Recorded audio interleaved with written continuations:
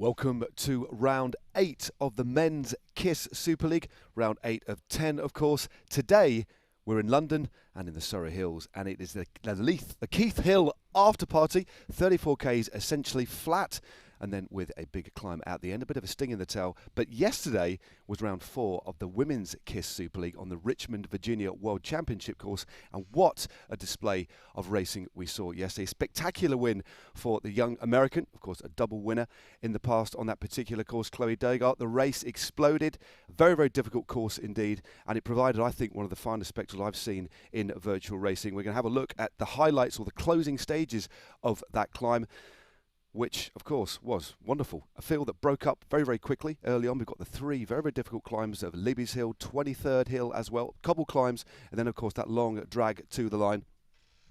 We're going to throw to those results now.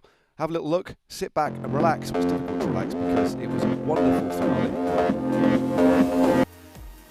And there we go. This is round 4 of the Women's KISS Super League. It's dropping This almost is 50 the closing feet. stage. She's got plenty left in the tank, actually. Look at the heart rate drop of Chloe Degart very quickly coming down. But Hubach, I would watch out for Hubach though as well. Degart wants to make this an early sprint, it looks like. Just get away and make it a drag race to the line. 9 watts per kilogram. The gap is opening up.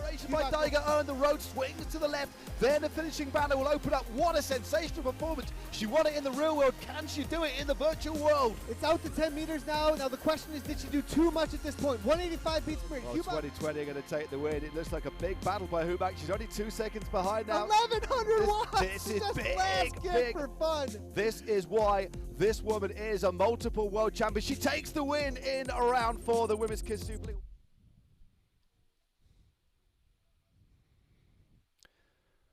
Well, Chloe Degart making it 3 wins, 1 in the virtual world, 2 in real life. It was an amazing race to commentate on. I was pretty exhausted at the finish. Amazing power put out by Chloe Degart. An average power of 304 watts. Not seen that before in women's racing. Wonderful racing then, but what have we got in store for the men today? Yeah, yesterday's race was Chloe showing up. We saw world class, world champion type power just walking away. In the men's race today, we're going to see things a little bit calmer up front, I think. It's a flatter course up front. We've got the Keith Hill after party, and so with that, it's going to be 2 laps, one way and then the other way around the Greater London Flat on the London course, and then heading uphill. A couple of pretty steep gradients in there. You're hitting 8% at one point, I think, on this course. As you can see here, this is the flatter sections of London that we're going to be hitting up early on.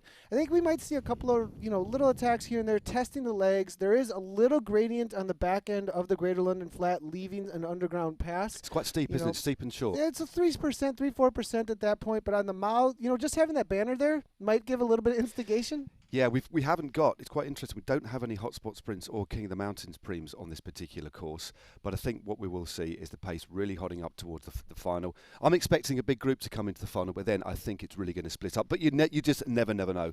Yeah, so it is a hilltop finish. Yeah. So it's everything they got to the top. I think we'll see the cream of the crop rising to the top, though, early on. Here's the team points, though, we're looking at for the overalls. Indeed. Well, Madison Genesis topping the rankings after 7 rounds, of course. Today is round 8 with 334 points. They're the teams that have really dominated. 4 individual wins between John Mould and Mbibby, of course. Zwift Academy Dream Team in second place with 243. Not too far behind, the Zwift All-Stars with 200. Then Ribble Pro Cycling in 4th position. Then we have Dimension Data, Canyon DHB, Piper Blorholmes, Team Wiggins Lacole.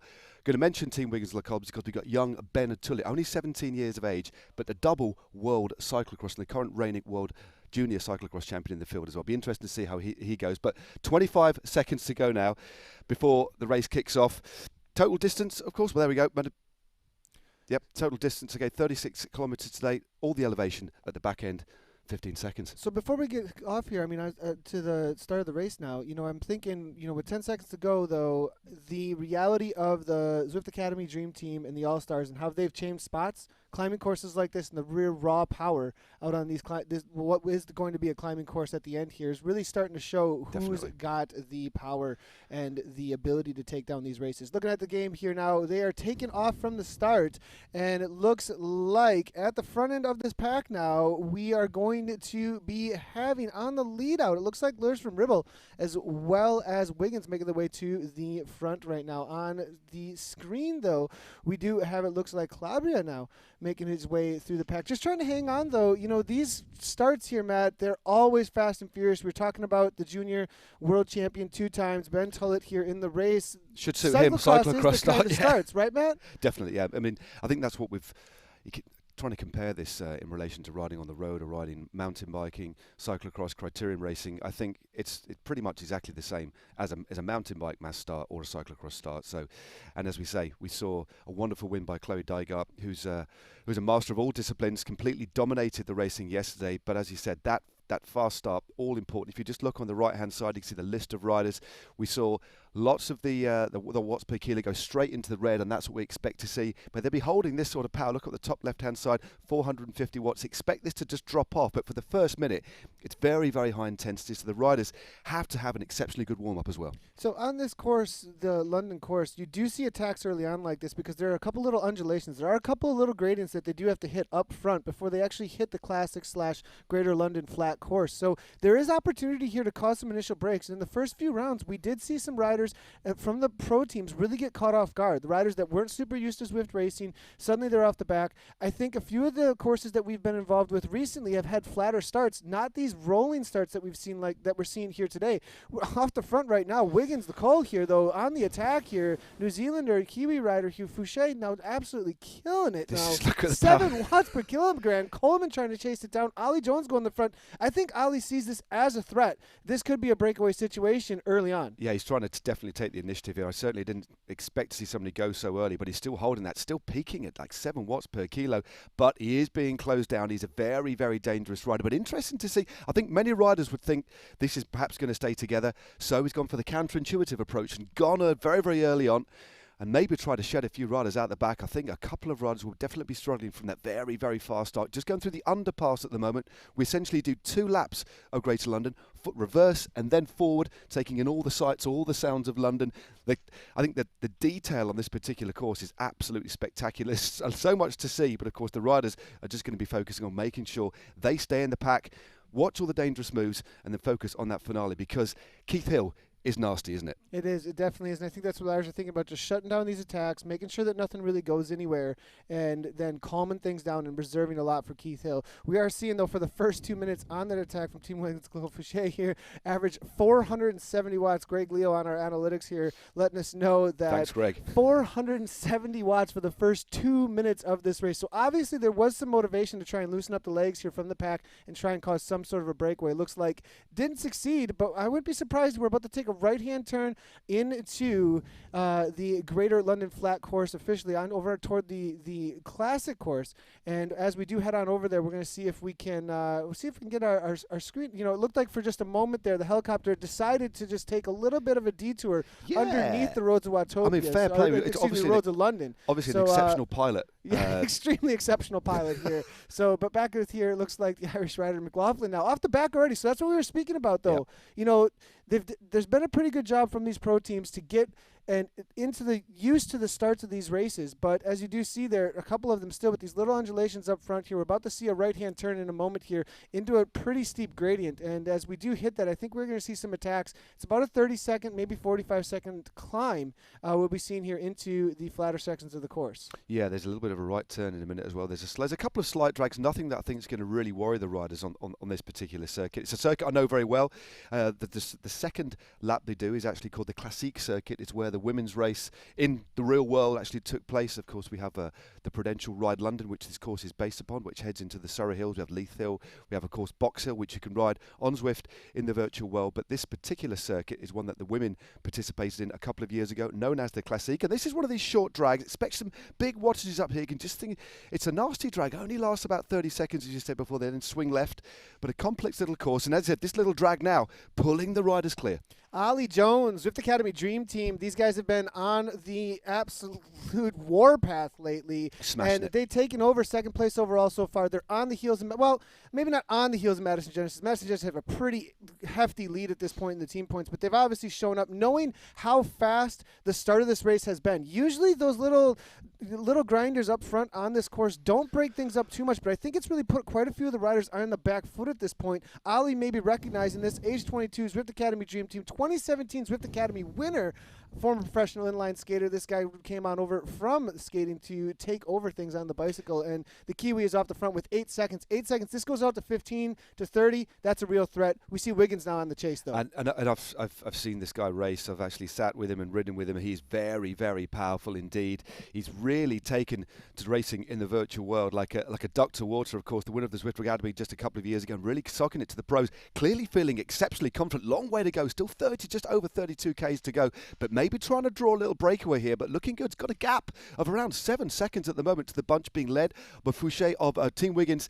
Big power, 6.2 watts a kilogram. This is the thing, though. It's got to settle. Nobody can maintain that sort of power for a long time. But he is a rider that could probably maintain between 370 and 380 watts for about 40 minutes quite easily, I think. Yeah, he is actually a really good ruler rider. He's got, he's a big boy, a lot of power, that's for sure. And actually, as far as his hopes go for absolutely winning, he'll come over the top probably in the top 10 or so. But an all-out win, that's going to be his teammate Alex West, I think, as far as the climbers go between the Zwift Academy Dream Team. So I think they're putting their hopes in, perhaps with breakaway situation here. It did obviously break up the pack a little bit. There was some time gaps behind for a moment between the chase and a second chase, which was the main peloton just a moment ago. So Ollie's actually putting some work in and putting some damage, I think, into some of the legs of the riders. Like we said early on, it was such a fast start, a little faster than we've seen from usual. I think it put a lot of riders into the hurt locker early on. Ollie saw the advantage there, took it, and now I think he's got this 5 seconds, and it isn't coming back quickly. A lot of riders you can see at the front. With those numbers on the right, you can see the watts per kilogram of all the riders. You can see some of them are a little lower than you expect for a chase. So I think it's put some people really on the back foot at this point. It certainly has. I think when people maybe looked at this course, they thought, do you know what? If we just sit in the bunch, we're going to have not exactly an armchair ride, but an easier ride to the foot of the final climb. But clearly, Ollie Jones has got other thoughts. If he gets out in front, it's going to force the other teams to try to chase him, therefore make it a little bit more difficult to stay in the pack. And there are definitely a few riders that have been detached already on this course because of that attack by Jones, which I think is going to be neutralised pretty soon. It looks as if it now has come back together. So Jones, good attack still. A long way to go in this race, but back in the pack. But definitely has caused some soreness, some fatigue in the legs in the early stages of this race. So this section is the section we spoke about. A little bit of underground here. They'll be leaving this a 4% gradient now. And Ollie on it again saying, no, this is the time to go. I was expecting somebody from the pack to actually take the incentive. But no, they've actually put Jones, it looks like, on the workhorse to really just break things up. Let's not make this a race of sitting there, holding hands. Let's make this an interesting race. Let's put everything on the line that we have here. It looks like they're putting their chips in the basket for Alex West and saying, Ollie, you make this hard for everybody, though. Well, Greg Leo, our statistician, has just beamed some amazing information through. So anybody of you out there, and many of you, of course, will understand the significance of power. Ollie Jones averaged for the first 7 minutes 463 watts for 7 minutes, which is just under 6 watts per kilo. Thanks for that, Greg. Keep those stats coming. But that just puts this into perspective, doesn't it? Any of you on Zwift watching this, get on your bike, try and ride, just try to get to 463 watts. Hold it, and then you'll know what we're talking about. This is serious world-class power that you are seeing here on Zwift today. No, it definitely is. Now, talking of world-class power, how long can he hold this kind of power for? Exactly. Ollie Jones averaged for 7 minutes, right? 463 at 5'9". I'm guessing his FTP is probably somewhere between 5'5" and 6, right around that. I mean, he is a professional athlete. That's a good guess at a higher end of professional athletes. So he probably can't hold on to this kind of an effort for too much longer. We already do see on screen here 5.2, 5.0. He's starting to settle into some sort of an FTP effort here. His FTP is a 470 watts is what's coming through from our analytics right now. So he can hold a fairly solid effort for quite a long time, though. So we're looking at around a 5.9 or so actually for a duration. So he has been over that, though, for quite a while. We do see him needing to back down. Cy Wilson here, it looks like Wilson here now trying to close it down, though, from Ribble now. Ribble has been on the front. I've actually noticed the black jerseys on the front end of this pack a little bit more this round so far. I'd be watching out for Ribble. They seem a little bit excited about being in good position. Indeed, of course, they got Ed Hopper on board who won round 2. Still the only rider to win in a solo breakaway, of course, now in round 8. But Cy Wilson, a rider that I raced against back when I was a professional rider, is also a British cycling coach as well, but exceptionally strong in his 30s now, so a mature rider. But again, one of the pros, especially I think the pros from Great Britain have really adapted to this sort of style of racing, really getting in amongst it. A couple of the guys from the Israeli Cycling Academy moving up as well. Christian Sparagli is in there, the winner of a stage of the Vuelta. Very good rider. Kofidis now also moving to the front as well. Good to see the French riders in the mix too. We do have a breakaway a little bit here, 2 seconds off the front. Fouché again from Team Wiggins-Lacole. This has been the instigators so far. Ollie Jones, now it's Wiggins-Lacole off the front again. It's a little bit of a 2-second gap. It's not quite on screen here, but there was a little bit of a gap. Just a moment. It looks like 6.9 watts per kilogram right now coming from 4 seconds. It is going out as we do get it in screen there. Now it looks like there is a little bit of a cover here coming through now from a rider. Ollie Jones actually again following things up, and Turek there as well. So we do have two off the front trying to make the bridge up to the Team Wiggins-Lacole Fouché, who has been also one of the aggressive riders in the day. It looks like it's a battle today for most aggressive rider. Ollie Jones did win most aggressive rider. I believe it was in round six. It was, I believe it was. So looks like it's going to be a battle for that, that Palmarès race for the most aggressive on the day, as it looks like Wiggins-Lacole might be going for that as well. Indeed, we'll go Fouché. We're just getting information through from Greg that apparently he's nearly at its max heart rate. Of course, when you put your data into Zwift Power, you have to put your FTP in, you put your maximum heart rate in, you put your weight. All of these analytics are important.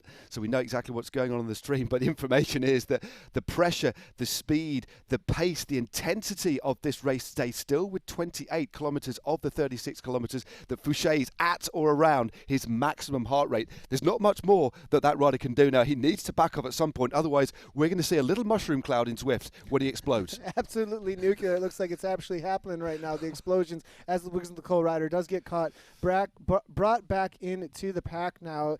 You know, the pace that we're seeing here, we were predicting somewhere around 45 minutes. Yeah. This is a little faster so far than what we had thought. We're doing 50 kilometers per hour down the Greater London Flat right now, and the riders are only 11 and a half minutes in, 27 to go. They've already covered an amazing distance. I have a feeling that, you know, with only so many rounds left, right? I mean, we've got 2 more rounds. I think 2 more rounds after this. I think the riders are starting to go, okay, if we want to make any difference at this point, we want to get ourselves a little bit higher up in these standings. We need to show up and really put the pressure on, and I think we're feeling that with these speeds right now. Yeah, I think so, and I think many of the riders, especially the riders who aren't overly familiar with this, a lot of the pro riders coming in and trying this for the very, very first time, because of course this is groundbreaking. We've never seen elite racing in a virtual world done before. Of course, it's exclusively on the Zwift platform. It is something very, very new, but of course it's been going on in the community. You of course know about that. You've been here since the very, very start, but to see the professionals involved and to see how they've adapted over the last few weeks has been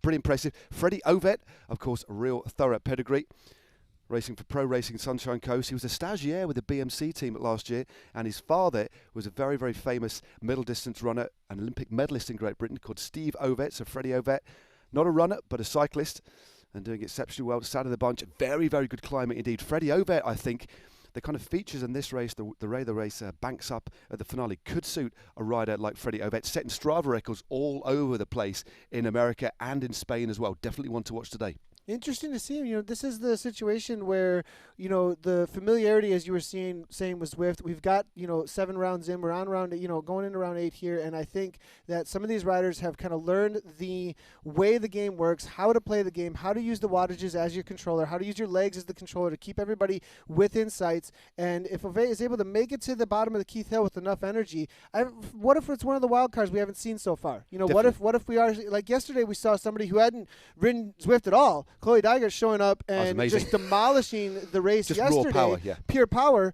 You know, this is a course that we saw over on Watopia with the Watopia mountain climb, where the Pure Power showed up and walked away with the race, and those from the community teams and those who were more familiar couldn't necessarily hang on with some of the Pure Power that's out there. It'd be nice to see if Ovet could show up and really show us how he can climb. I think it will be interesting when all is done, with the dust has settled on this race. I always find it quite interesting to look through the power files of the riders, especially given a particular course kind of profile. We've just seen Ian Bibby moving up the outside, hasn't featured in any of these little attacks, none of the counter-attacks. He's just using all of the other riders, because ultimately, especially on a finish like this, it's all about conserving energy and using max power at the end. So your average and your normalized kind of power needs to be pretty low.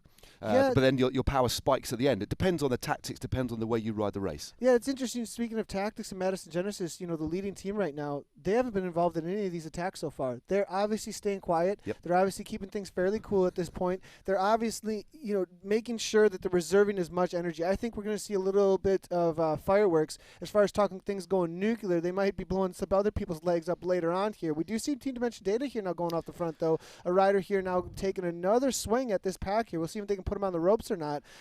Speaking of, as far as the KOM that is coming here in a little while, Ian Bibby does actually have one of the top 10 fastest KOM times up this final climb. So I think Madison Genesis is probably putting their chips in that basket. But now the attacks are back on the flat section of the course. This is not a slow race. This is not the hand holding we were expecting at all. This is I certainly didn't expect a slow race, but what I didn't expect was a race to be so fast. I thought there might be a little bit more ducking and diving, a bit more cat and mouse, a bit more kind of a reserved, contemplative approach until we get to the bottom of the climb. But look at this, that big attack by the rider from Dimension Data. Split things slightly. There's a fragment. There's a bit of a fissure now here in the group. A couple of seconds have opened up, but again, it's closed back down. All the riders very, very attentive. And I can tell you what, they would not want a group of 5 or 6 riders to go clear here, because that was very, very strong indeed. So immediately that was shut down. It was definitely shut down quickly. A couple of riders still struggling to get on. Mostov on the back there. Madison Genesis with Pim there as well. Feetenby now getting on terms, it looks like. We did see the shutdown coming from the All-Stars team, though. Adam Zimmerman did lead the chase down. Dimension Data do have 2 on the front now. It looks like Brown as well as Mozzato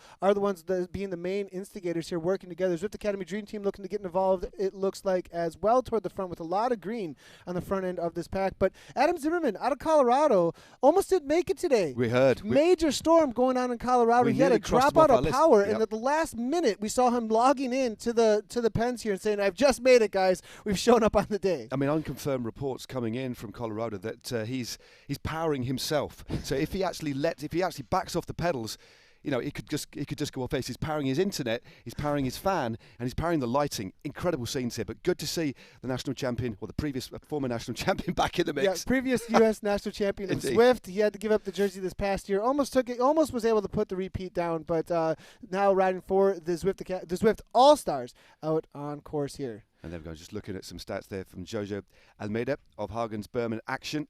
Fluent in 4 languages, the Portuguese 20-year-old. It's good to see some different riders in the mix as well. One of the riders who won in the attack just a few moments ago was Samuel Mugisha from the Dimension Data team. Not a rider we're overly familiar with, but good to see some of the riders that we're not familiar with willing to take things on in this race. Almeida there, fluent in 4 languages, something a little bit different though, maybe out on course here, is you're not able to use them with the rider next to you in the middle of the race to make sure that the community, probably pretty good for the in real life racing. Maybe a little bit of chatter going back and forth perhaps on the Zwift Companion app. If you didn't know, you can chat with other riders on the Zwift Companion. You know, I wonder sometimes if they're opening up their Companion app and saying, "Hey, what do you think you're doing over here with that kind of attack? Why don't you slow down a little bit? Let me grab the wheel here." But Almeida here, we're looking at 6.1 watts per kilogram as they come around the corner. This corner is an interesting situation with this 180. It is a place to attack. We do see a rider here going off the front now, and this section, the riders slow down a little bit. And again, it's Wiggins of Fouché here off the front, super aggressive, and 6.3 watts per kilogram, taking advantage of the fact that the pack naturally slows down on that 180-degree turn, and he kicks off the front here. Wiggins of age 20. New Zealand national champion in the road race and U23 time trial. Yeah, exceptionally good rider. But the way they're coming down now, down the mall, of course, with that red tarmac, just over onto the left-hand side as you look at the screen, would be Buckingham Palace, of course, essentially riding in the Queen's back garden here. But this is ever so slightly downhill. They'll then swing left up the mall into Admiralty Arch. It really is a spectacular circuit, but the other way up is a bit of a drag. Hardly really that you'd notice, but he's definitely taken that slingshot effect, attacked out of the corner and used that added pace. But look at the power here, 480 watts, 500 watts. Fouché using that time trial ability to try and stay clear.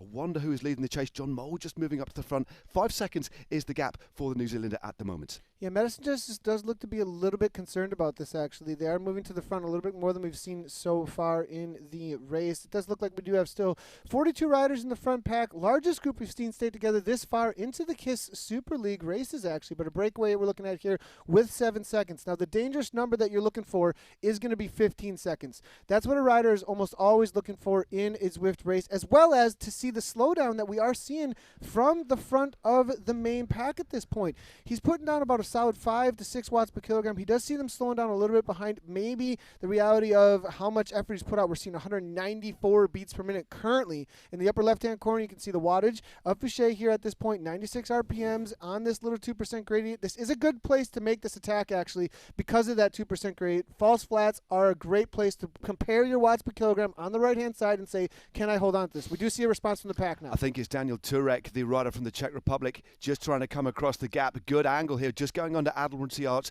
This drag continues. They go round the roundabout, through Trafalgar Square. Then they'll pick up another little drag, but another little couple of riders coming across. A couple of riders have joined Daniel Turek in trying to bridge this gap. It's closing now, only a couple of seconds. Clean sheet is there for Team Vitus as well. Another team in the mix as well in that red jersey. But I wonder how much longer Fouché can keep up this power. Look at the wattage, but look at the heart rate. That's a key signifier as well. Now, something, with your experience in racing and pro racing, Matt, this is something we see time and time again in Zwift, and I'd love to hear a little bit about it from you here, is that there is a reality in Zwift racing that you never want to just sit on the front of a pack if you want to make a break happen. No. What you do is you attack into 8, 9, 10 watts per kilogram, and you can see the experience of a lot of these riders at this point playing their cards at the front of the pack to make sure the break happens and they don't just take the whole pack with them. You don't want to just give a wheel to the pack and say, come along with me and use all my energy to close this down. I'm going to use my energy to make the break happen and not just bring all you along for the ride. Exactly. Generally, in the real world, you'd attack from a few riders back. That's what you'd see here. You'd sit in the slipstreams, kind of ready yourself, and then you'd basically do a full-out sprint as if you're finishing a race. You don't want to give riders an opportunity to get in your slipstream. You need to snap the elastic immediately, so there'd be a big spike of power. But then what you've got to do is calculate if you can actually try and stay away. And if your ambition is to go clear to win alone, or it's the sort of attack that you want to try and instigate other attacks to actually form a breakaway. But again, the best way to do it is attack from a few riders back, get momentum, use the course to your advantage as well. Have a look at how the other riders are feeling. Look at position as well, especially in the real world. You look at where other riders are positioned. But it really is an art form. But clearly, there's another thing that it does as well. Repeated attacks draw out the sting of other riders. And we've seen Ollie Jones. He's been brought back now. But as we were discussing this, he went on the attack again. That's probably the 5th or 6th attack that Ollie Jones has done today, but that just softens up the opposition for the finale. Clearly, they're doing it for a reason. They're either softening up the opposition to set up one of his teammates, or is feeling ridiculously strong and just wants to do it himself to set himself up for the finale. I'm not too sure, but it's very, very impressive riding from Jones. Yeah, the Jones has been an absolute monster today, obviously, and the thing that's interesting about what you just said, though, is that we keep talking about the experience of pro riders out on Zwift, but their experience in how to make a break is different from what I see in the community races. In the community races, a lot of times you see riders just go to the front and start hammering out their FTP. They're like, I know this is what I can handle. And they might have experience in drafting in Zwift and knowing the different corners and everything, but the pure racing tactics of how to make a break happen, I'm seeing that time and again in the pros and how they're showing up and attacking up the front, knowing I'm not going to waste my energy on the front. I know how to race a bike. I know how to make a break happen. And we see this. That is actually something that's really been exemplified in the KISS Super League in a way that I don't actually see in the week in and week out racing in the community. No, and I think I've no doubt we're getting good feedback about these races, and I think a lot of the riders in the Zwift community who maybe haven't raced a lot on the open road will look at this and actually apply that to their racing. And I think we might see a shift in the style of racing within the Zwift community based on bringing those attributes, bringing that skill set from the road across into the virtual world. And it is really interesting to see it play out because the attacks, as you say, very much like we see in the virtual world. Some more info from our analyst Greg Leo. The riders are currently set to set a new record for this course by 2 minutes, but Ollie Jones' FTP for the first 20 minutes, or power for the first 20 minutes, over 400 watts. Absolutely insane. I'm glad I'm sat down because I'm getting lactic build up just thinking about those sort of power levels, mate, I tell you. So we had a prediction of around 50 minutes or so from our analysts up front. That got smashed in the first 10K and brought down to 45 minutes. Now we have a new course record of by 2 minutes maybe perhaps being set at this point. So as we head into the second half of the race almost here, the riders are calming down a little bit. I think they're looking forward to the next underground section of the course. We'll have a little bit uphill gradient there before we actually head on over toward Keith Hill, and that's going to be a monster of a climb, about 5 minutes. I'm guessing 5 minutes or so as far as how fast. And that's going to be record setting most likely. We've got a lot of the record holders of the top 10 amongst this pack right now. They're going to be a part of the Zwift Academy Dream Team, the All-Stars, as well as Madison Genesis. Yeah, I think Ian Bibby has set one of the fastest times up there. I think I've ridden it in the past myself, around 6.5 minutes. Of course, my fitness is nowhere near the level of these guys, but just to put it into a little bit of perspective, there's a couple of steep sections at the top, but significantly, it actually does flatten. For the last kind of 600 metres, it's flattened. So if riders are going to want to go clear and use their power, the lighter riders need to use their power at a certain point on the climb. There's no point in the lighter riders trying to use that weight advantage at the top of the climb. They need to go a little bit earlier. So I think we'll see things lit up from the very bottom to try and split things up, because if you've got the heavier riders still with you over the top, that's when the heavier riders can use their power to their advantage, because the top part is a little bit easier. So to shoot the punchers, not so much the climbers. So it's going to be very interesting to to see how the riders raced the last 4Ks and how much knowledge they kind of put into play as well. Yeah, so we are actually seeing this from, I think, from bottom to top. I was a little mistaken there. 8.5 minutes is what we're seeing. Alex West, Ollie Jones, Ian Bibby all have the top 10 KOM times, amongst the top 10 KOM times out there. As far as the climb goes itself, the gradients up front, we do have a little bit of like a 6 to 7% gradient. It levels off a little bit. Then I think the main attacks are going to come through about a 200-meter section where there's an 8% gradient that can really separate things out. It levels off to 6, 7, and then as you said, we do get more into a 3 or 4% gradient at the end. You do get a little more draft there if any of the heavy riders do make it through. Matthew Joujon we're seeing is out there. One of the sprinters, obviously. John Mould, I think, can do a little bit of everything, but we've seen him take a lot of sprints out there. Alex West can sprint. Ollie Jones, if he makes it over the top, has a solid sprint. So they don't want any of the pure climbers, especially those who are more of a wild card today, they're going to have to want to really go during that about 8% or right up front and just get away. Definitely. And I think that's where, your knowledge of actually riding on Zwift really comes into play as well. I'm not too sure how many of these riders have actually ridden this course. You'd imagine they know the courses that are coming up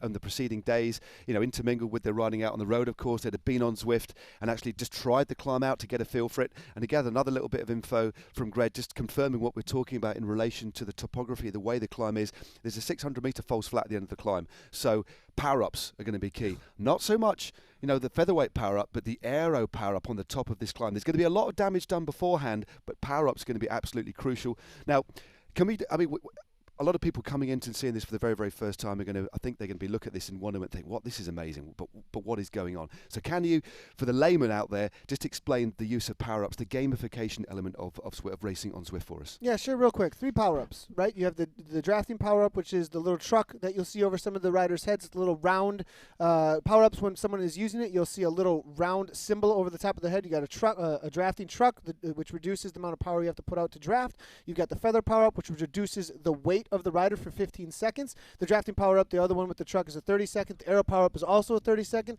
The most powerful power-up, unless you're on an extremely steep climb, is going to be the aero power-up. So the aero power-up, 30 seconds, reduces the drag. Because it's a 600-meter section, a little bit flatter, at the end, the aero power-up is going to be stronger. Now, that if you do have a feather, though, early on, and that's what you get, there is going to be the reality that on that 8%, it might be a strong point to use it and just get away. Yeah, definitely, to try and there's no point in not using it. You might as well use it. It's just, again, knowing the climb, knowing when to use it, and looking at when other riders are using theirs as well. And sometimes you've handled before, so if somebody uses an aero power-up and all you've got is a feather one, you need to kind of use it at the same time, because there's a massive advantage to be had. And we've seen certain riders become absolute experts. When you come into the last few 100 metres of a race, you suddenly see this flurry of kind of power-ups all happening at the same time, because they are so important. But I think that's what's good. I think for me personally, learning more about Zwift, I've been riding on Zwift for many years now, but actually learning about the racing through speaking to people like yourself, through listening to Greg Leo speak as well, and watching the riders, the use of power-ups, I think it makes this a far more exciting proposition, because ultimately this is bringing the real world into the virtual world, but it ultimately is on a gaming platform as well. So it is exciting, and I think just brings another kind of thrilling kind of layer of narrative to the whole proceedings, I think. So yeah, there's a little conversation to have there. It's a long-winded one a little bit, but I would have to say that racing is gaming. When you go outside, it's still a game, and there's reality, there's tactics, and I think there is a reality of, in real life, did you always get super lucky with the crosswind? Sometimes, but but not always, right? But so the RNG, the random number games, they're in real life, they're in Zwift. As far as how they play out, I think there are some ideas that people have about new ways that we can use them for racing in Zwift. But I think that RNG is a part of racing in real life as well as in the game, and being able to use it well and use your luck well in racing, no matter if it's in Zwift or outside, is a part of gaming as well, or definitely, racing. Definitely. Well, of course, one thing they don't have in Zwift is punctures. They don't generally have crashes, but who knows in the future if we see. I know Eric will probably be watching this. If we ever see steering coming to Zwift, the future is very, very exciting for esports and racing on this platform. But again, at the moment, still 13.8 kilometres to go. We're coming towards the back end of the London circuits. A few more landmarks, a few more red buses for the riders to see. Of course, one more passage through past Buckingham Palace. Then we head out into the Surrey Hills and the climb of Keith Hill. This is the Keith Hill after party, but this is no party. This is an absolute ripper of a race. Very high speeds, high watts per kilo, and I certainly didn't expect it to be so fast. fast, but a little bit of a settling down, I think, because we had a very aggressive fast start, but it was kind of unsustainable. There has to be a bit of a lull for riders to regroup and now think about how the way they're going to play out the final few kilometres of this race. I really think the only way that was sustainable is that the other teams that have kind of just been watching and waiting for that final climb needed to get involved. Madison, Genesis, Ribble, they just seem to be covering a lot of things so far. We have seen off the front a whole lot from Team Dimension Data. We've also seen, obviously, the Zwift Academy Dream Team. We've seen Fauché with Wiggins Lucole going off the front. Again, was off the front just a moment ago. Now we're heading into that underground. I have a feeling we are going to see an attack out of this underground before we hit the final. I would say there's most likely going to be a little bit of a lull after this because they know the Keith Hill after party climb is going to be coming very quickly after this final little bit of an uphill on the Greater London Flat section of this course. There goes Ollie Jones, most likely our most regressive rider on the day. 10.7 watts per kilogram, 700 watts. This is a real attack. Christopher there. Also, Pat Christopher, Zwift Academy Dream Team. This was organized. They're in a Discord channel chatting about this right now for sure. Live comms on the internet. A lot of these racers, a lot of these teams do use them, and Zwift Academy Dream Team are looking to set a breakaway up, it looks like. And of course they'll have, many of the teams will have either friends. Of course, all of these teams here, especially the continental teams, the pro-continental teams, will have direct sportifs, team managers to give them coaching as well. So the information is absolutely crucial. 3 riders off on the front there. Ollie Jones in 3rd position. He instigated that attack. And just coming out of that tunnel, I've actually ridden this in real life as well. I did a time trial around this area on closed roads ahead of the Tour of Britain. This is a nasty little drag out and a good opportunity for attack. And it's definitely softened things up a bit.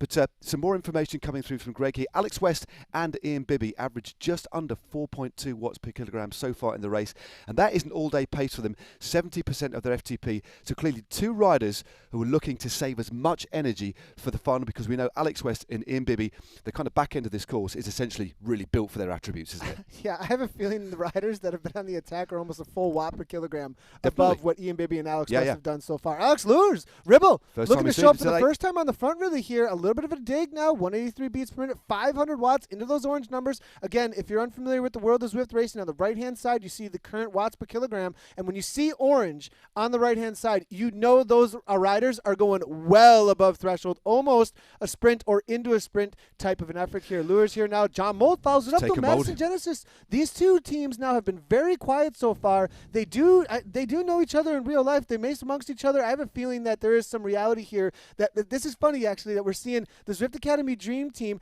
with Ryan Christensen, who's also raced with them in the past as well, from another team coming on over and kind of being on the front. And then we have a counter from a couple other teams who kind of know each other and know who the other racers are, with the counter there from Mold as well as Lures with Ribble and Madison Genesis. So kind of this like 2 sections of teams that have known each other in real life, raced against each other in real life, kind of counterattacking each other. Indeed. Well, it was Alex West who actually brought them back. They opened up a gap for about 3 seconds, but West has gone over the top. And now we're seeing one of the all-star riders on the front. I think it's Vujasin of Belgium.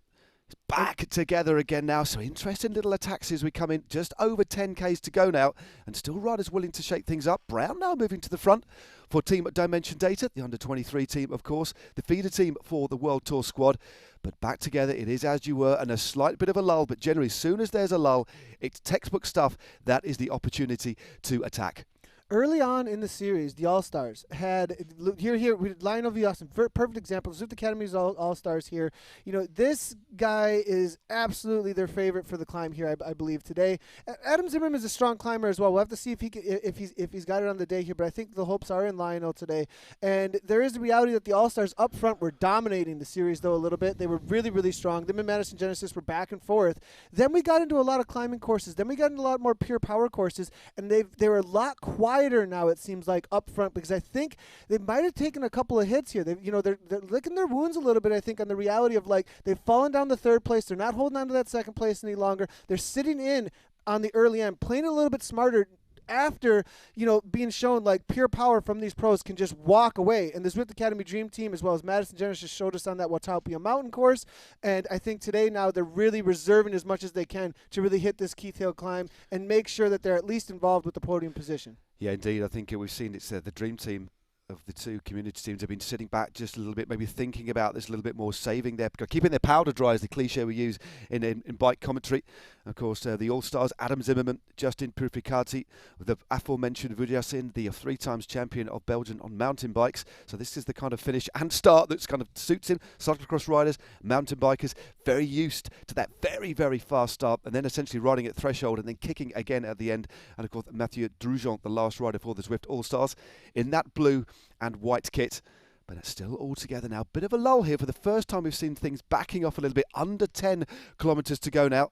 A little bit more in at the centre of London before they move out into the Surrey Hills through the underground section, linking the Surrey Hills to London. Of course, in real life, it's a lot further. It's about 30 or 40 k's out. But in the Zwift world, it's a quick transition, and there's a nice little climb in that transition as well. There could be an opportunity to attack before the climb of Keith Hill as well. Yeah, there is a little bit. Yeah, there is definitely a little transitional climb on the way over. And, you could see a breakaway there if somebody doesn't want to just do the pure climber thing or get a little bit of a breather or a gap up front to fade climb a little bit and make sure they're there for the sprint. There is, you were speaking about Mathieu Jujon there. He is the heaviest rider amongst the All-Stars, but he's been climbing really well lately. Greg's letting us know here that he hung on the longest last week, actually, for the All-Stars. And he does have this.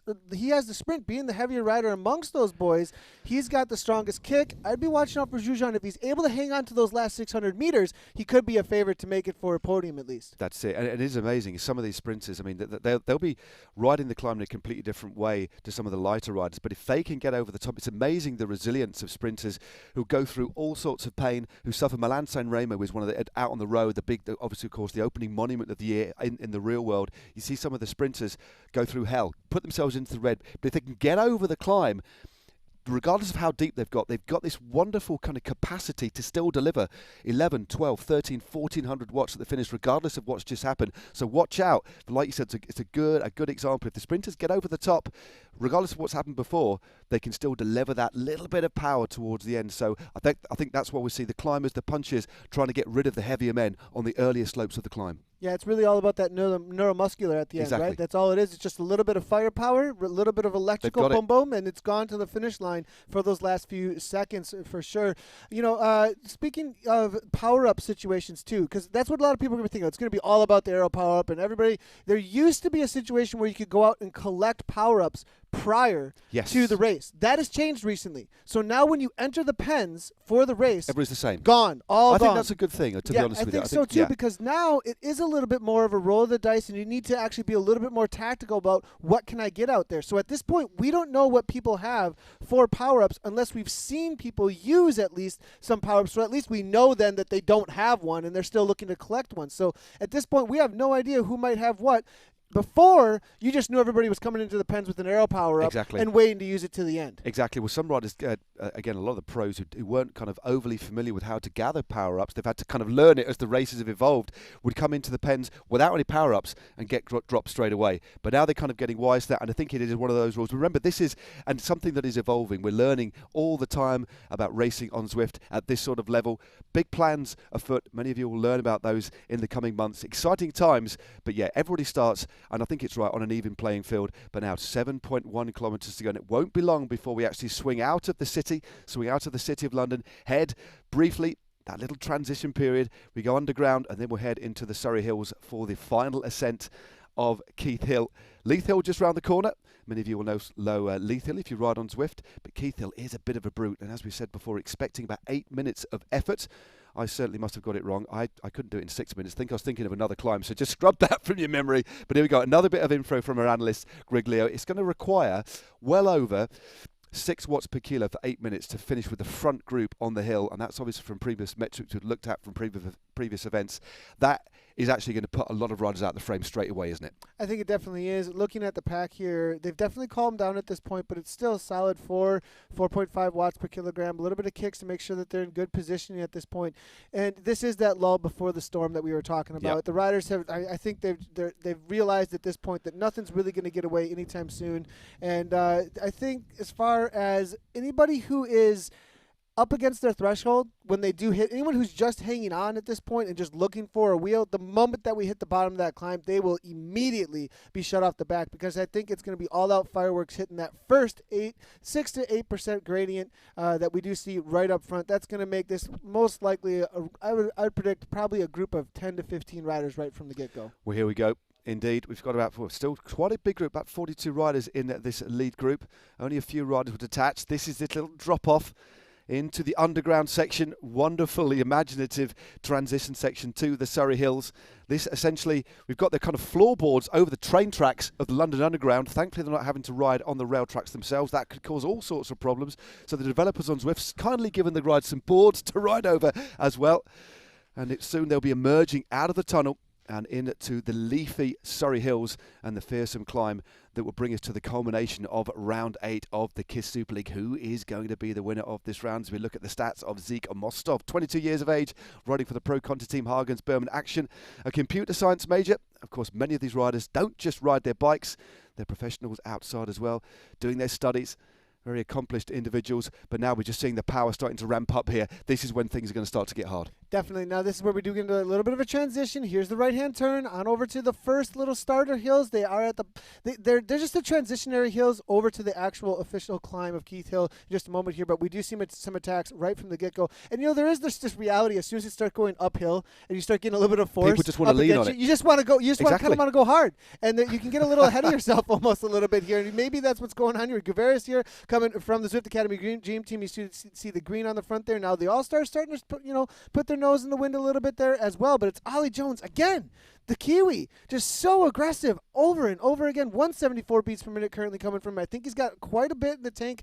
I think his job, though, today is just to make the other riders weak. I think that's really what they're planning here today, is just make sure you loosen up the legs, and Alex can do his job at the end. Well, there's a big attack on the left-hand side as well. We did see Martin Laverick there, the winner of the Zwift Academy in 2017, there at or near the head of affairs. But we've got a big attack from Mazzato now from a team at Dimension Data, the under-23 team. 8.8 watts a kilo, using a feather power-up as well, trying to go clear. Not quite on the actual categorized part of the climb. This is just a little transitionary climb. We then drop down and head over the top, but a big attack here, opened up a gap of 4 seconds. Yeah, a little bit of premature there on the feather power up, though, on only a 1% gradient. Now they start the climb official here, as you do see. Now they're hitting the 5% gradient. Probably could have used another 30 seconds or so before he actually threw that down. The feather power up, reducing the weight of the avatar in-game for 15 seconds. He does have a gap of 3 seconds here. Backing off, though, as you can see here, as he sees now the attack coming on from the pack, saying, nope, that's not going anywhere. Here comes the real power out here to make things nuclear, and I think this is going to be the first blow-up of the day, actually. Well, I think, he's put himself in a box, went straight into the red. Again, he might look back on that and just, but maybe you knew what was happening. Maybe it was a last roll of the dice for him, but I don't think we'll see him again. But look at Ollie Jones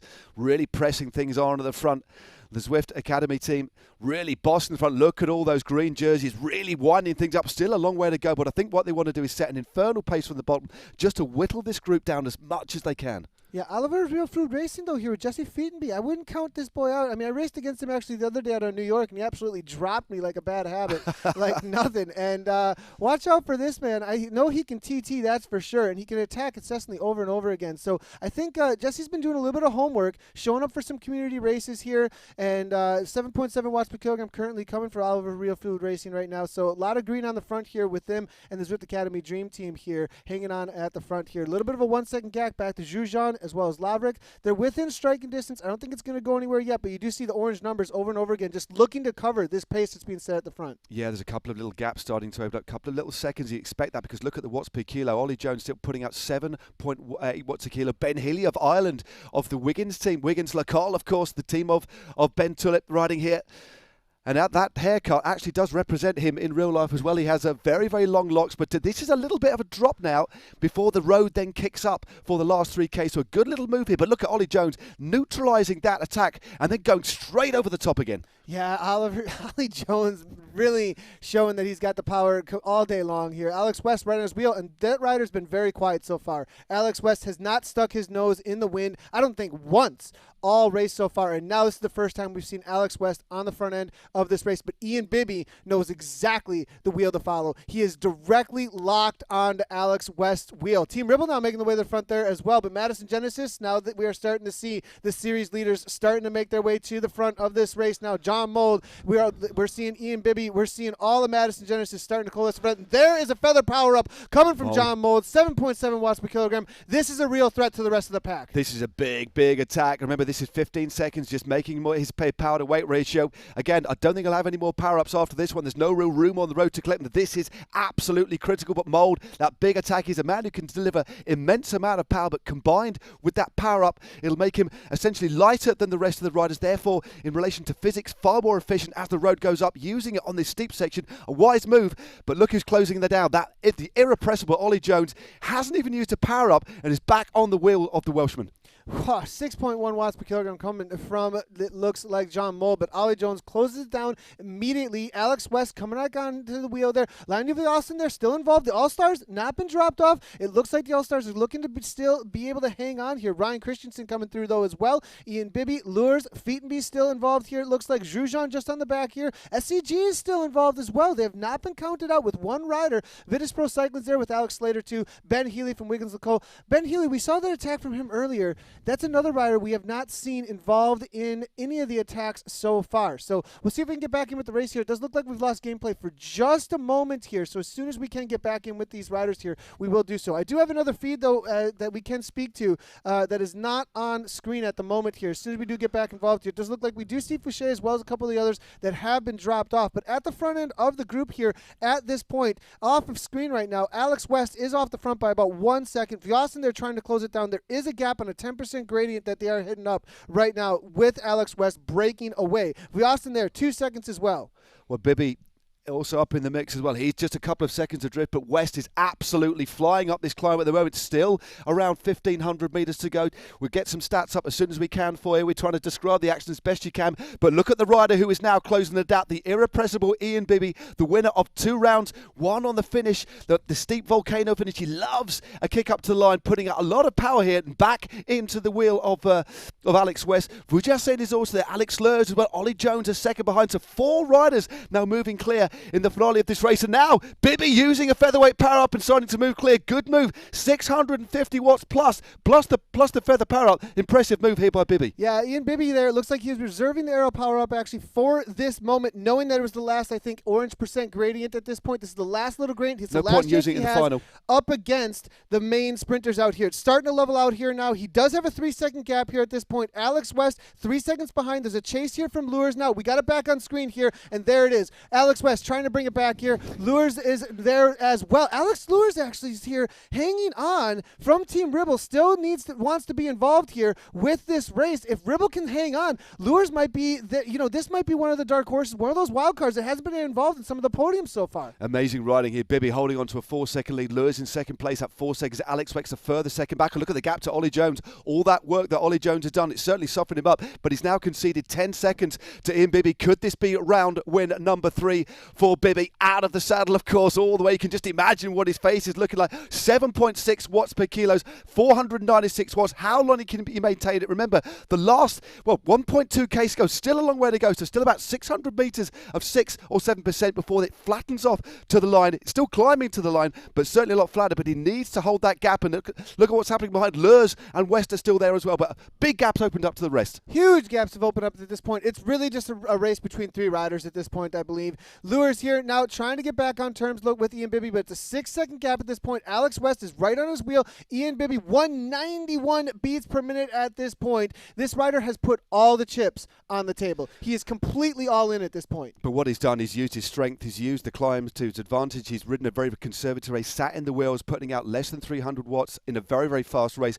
But crucially, used that featherweight power up on the steepest part of the climb. He's a light rider anyway to help open that gap, and he's now flying away.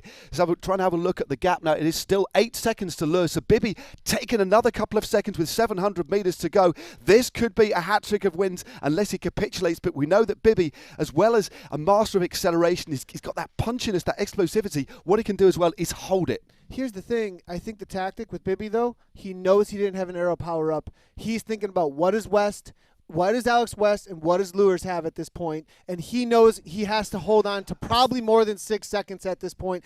If there's an aero power up behind from West and Lures, this is going to get shut down real quickly. I want to say Bibby can hold on to this, but there's a half a K to go, and in half a K, they could close it down if they have an aero power-up. I think that's their only hope, though, at this point. I certainly think it is, but at the moment, still just pushing out just under 500 watts. It is Ian Bibby, but the gap is being closed by West and Alex Lurs.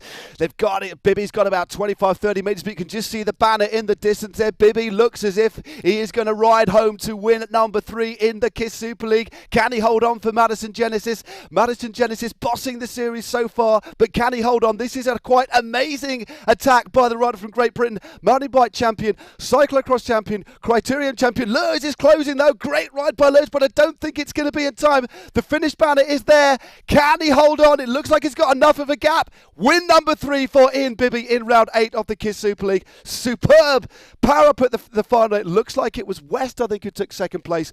What a race. What a ride by Bibby. A hat-trick of wins in the series for him now. Yeah, Alex West there with a solid aero power-up, though, to the line. Able to come around Lures. I mean, Lures essentially just led West to the line there for the lead out. I mean, he was trying to close it down. It was going for the W. It was all in for the win for Alex Lures. That's why he was doing that lead out there. Not sure he had an aero power-up. We weren't able to catch whether or not he did to the line there. But, it looks like Ian Bibby with that attack on the most crucial point. Halfway through, you hit that 10 to 11% gradient, and here comes the replays now. Mazzato here now. It looks like Team Dimension Data. This was the initial attacks that we saw early on. Right at the foot then of we the did climb, see wasn't Ollie it? Jones close things down for, obviously Ollie Jones was the workhorse out here today. All you see on the front is Ollie Jones over and over again, being that workhorse, closing down the gaps, making sure that the Zwift Academy Dream Team were at least involved to make that final 3 break. But at the end of the day, Madison Genesis doing the work in the front, Alex West actually instigating the initial break. Then we see Ian Bibby here coming through. He did use a feather power up to get this 3 seconds. Then it went out to 6.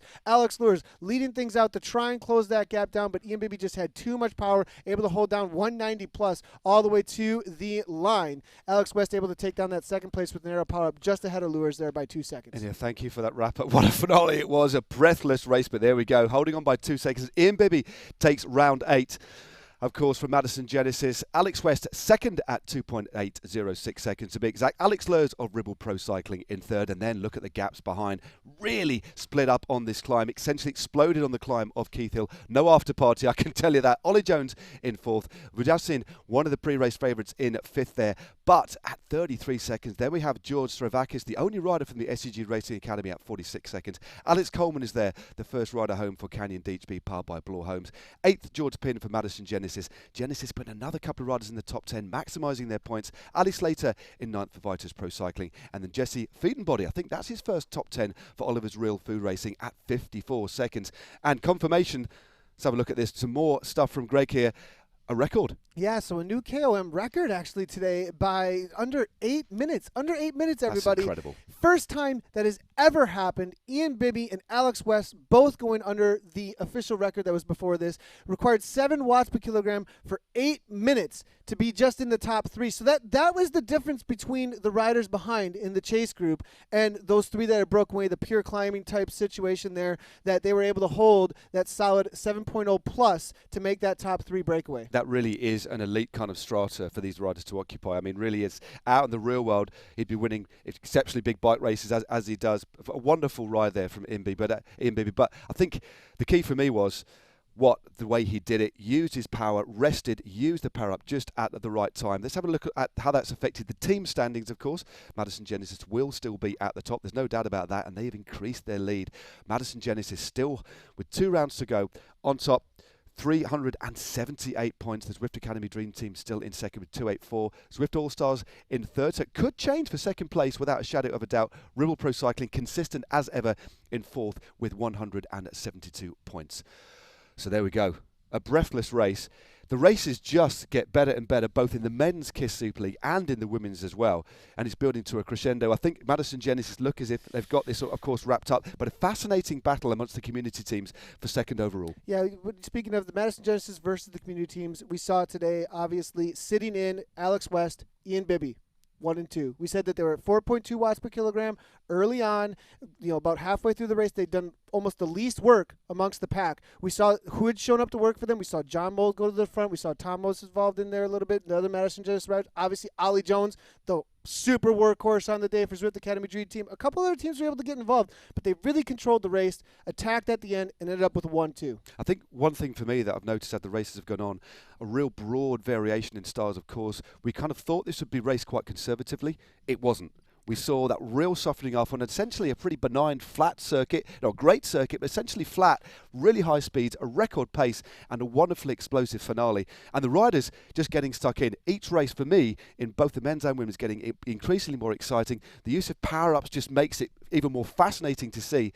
This is just wonderful. It's really setting things up for a grand finale. We've obviously got more races to come. Well, I think we need to go for a lie down. I think I've had too much caffeine. Have you cleared the lactate from your legs? I've nearly from watching all of this racing so far. Just about. But thanks as ever for joining us both, and of course from Greg. Great stats as well from Greg coming in.